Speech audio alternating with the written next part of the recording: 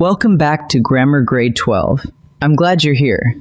This is Unit 5, Lesson 33, and today we take on the verbs that break the rules, the irregular verbs. Now, they have a reputation for being pure memorization, a long list you grind through and hope sticks. I want to argue the opposite. Irregular verbs are old, they are stubborn, and they are surprisingly organized. They travel in families. So let's learn the families and then learn the one rule that fixes almost every mistake anyone makes with them. Let's dig in. Let's start with the machinery. Every verb in English, no matter how ordinary or how strange, has 4 principal parts, 4 forms, and every tense you will ever build gets built out of them. Take the verb drive. The base form is drive, the one you'd find in a dictionary. The present participle is driving, the form that follows am, is, or are. Then comes the past, drove. And finally, the past participle, driven, the form that turns up after have or had. 4 parts, and here's what I want you to notice. The first 2 behave themselves for every verb in the language. It is the last 2, the past and the past participle, where all the trouble lives. So what does irregular actually mean? Start with the well-behaved crowd. Most verbs are regular, and regular verbs are wonderfully predictable. Take polish. Past, polished. Past participle, polished. You glue ed onto the end and walk away whistling. Irregular verbs refuse that deal. Freeze becomes froze, and the past participle is frozen. There is not one ed anywhere in sight, and no amount of wishing will put one there. But here's the good news, and it really is good news. Irregular does not mean random. These are the oldest words we have, and old words change in patterns. Learn the patterns, and a scary list of 100 verbs shrinks down to a handful of families. Let's meet the families. The first family is the laziest one in the language. Nothing changes at all. Cut, cut, cut. Burst, burst, burst. Put, put, put. A single form does all 3 jobs, so you honestly cannot get it wrong, although people do overcorrect and write bursted, which isn't a word at all. The second family changes exactly once and then stops. The past and the past participle are identical twins. Teach becomes taught and have taught. Buy becomes bought and have bought. Bring, brought, brought does the same thing. Notice what that means. You learn one new form and it covers both slots for you. Between these 2 families alone, half the work disappears. The third family sings. The vowel inside the verb shifts while the consonants sit perfectly still. Ring, rang, rung. Begin, began, begun. Say those out loud and you'll notice a ladder. I, then a, then you. Sing, sang, sung climbs the very same ladder, and so does swim, swam, swum. Once your ear catches that shape, it catches it everywhere. Now, the fourth family hands you an actual gift. The past participle ends in en. Break, broke, broken. Speak, spoke, spoken. Write, wrote, written. Steal, stole, stolen. That little en is a flag waving at you from across the room, and it is saying exactly one thing. This is the participle, the form that needs a helper. So for both of these families, trust your ear. And then there is the fifth family, the outright rebels. 3 completely different forms with almost nothing in common. Go, went, gone. Eat, ate, eaten. Do, did, done belongs here too. Where did went even come from? From a different verb entirely. An old word, wend, that got swallowed up centuries ago and left its past behind. There are only a few verbs like this, and because they're so strange, they stick in your memory fast. So there's your whole map. Some verbs change nothing. Some change once. Some shift a vowel. Some take an en on the end. And a few go their own way completely. That's 5 shapes, not 100. Learn the family a verb belongs to, and you can stop memorizing a list. Now we arrive at the heart of the lesson. This is the one rule that fixes more mistakes than anything else I could hand you, and it is short. The past form stands alone. The past participle never does. Listen to it work. I saw the comet.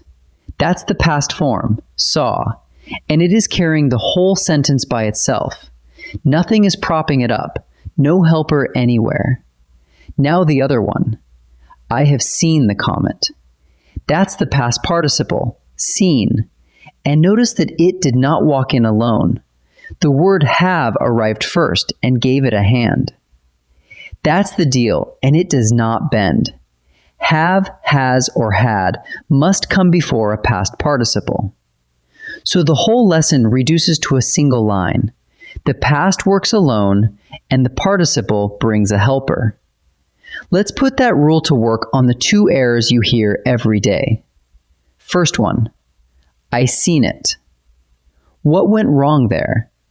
Seen is the past participle, and it showed up with no helper at all, standing in the sentence with nothing holding it up. You have 2 honest ways to repair it. Say, I saw it, using the past form, which is fully allowed to stand alone. Or say, I have seen it, and give the participle the helper it was waiting for. Both are correct English. Pick whichever meaning you want. Now the mirror image. I have went home. Here the helper is present. Have is right there.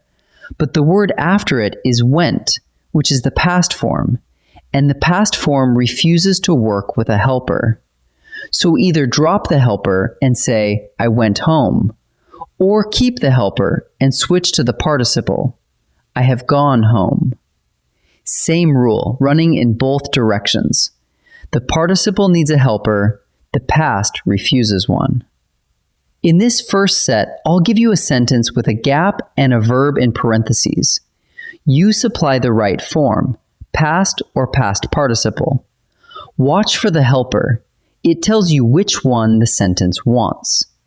Pause the video and choose before I reveal each answer. Overnight the pipes blank solid, from the verb freeze. Check for a helper first. There isn't one.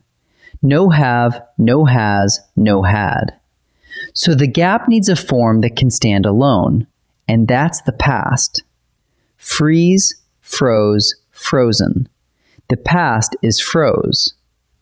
Frozen would need a helper, and freezed isn't a word at all. The quartet has blank that song all season, from the verb sing.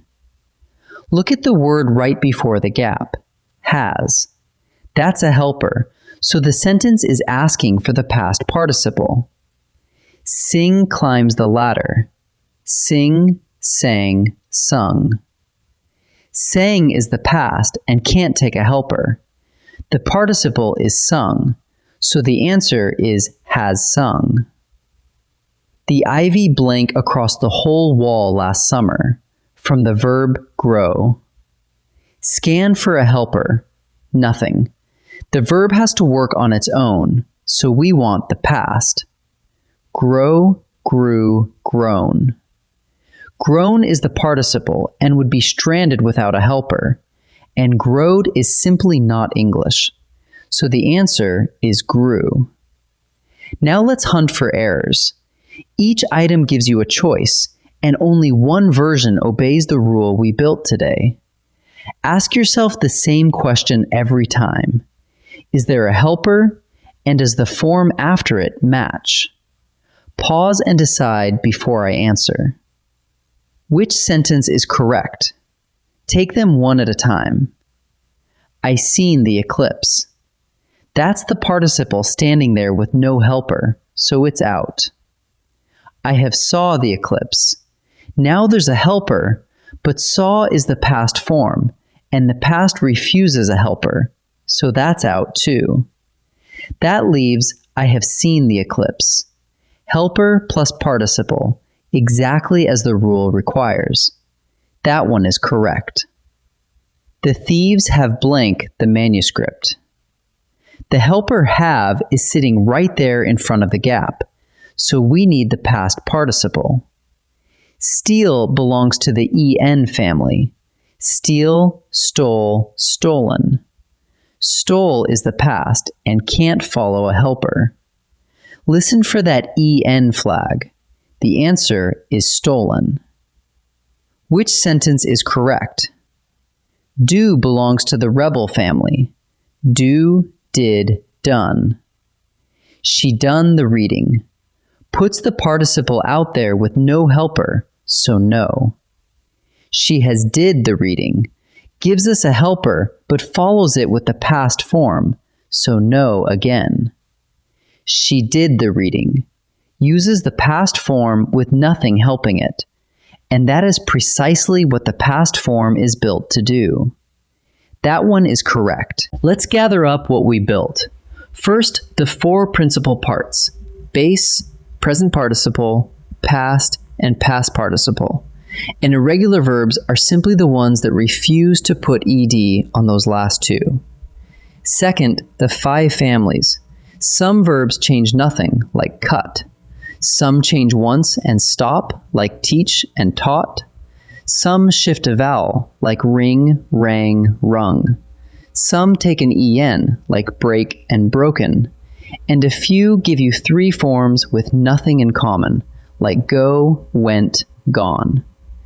And third, the rule worth carrying with you forever.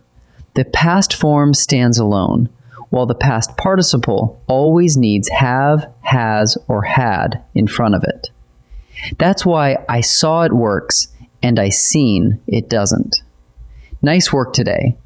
In our next lesson, we'll put these forms to use and walk through the simple tenses: present, past, and future. I'll see you there.